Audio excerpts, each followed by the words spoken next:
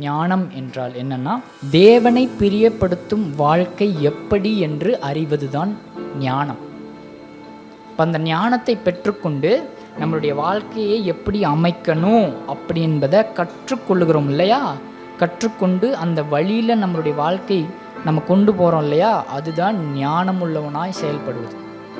அப்போது அறிவு முக்கியம். அதுக்கு அறிவை பெற்றுக்கொண்டு ஞானமாய் நம்ம குடும்பத்தை நடத்துறது.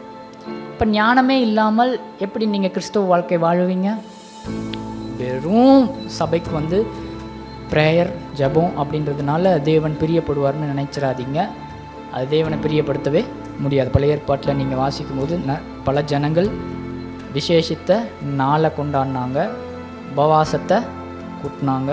அப்படி இருந்தும் கடவுள் சொன்னார், கீழ்ப்படிதல் தான் நான் அதிகமாக விரும்புகிறேன்னு சொல்லி. ஸோ ரொம்ப முக்கியம். இதனால் நம்ம தேவன் பிரியப்படுவார்னு நம்ம நினச்சிடக்கூடாது. அப்போ ஞானமுள்ள வாழ்க்கையை நம்ம நடத்தணும். அதுதான் தேவன் பிரியப்படுகிறார்.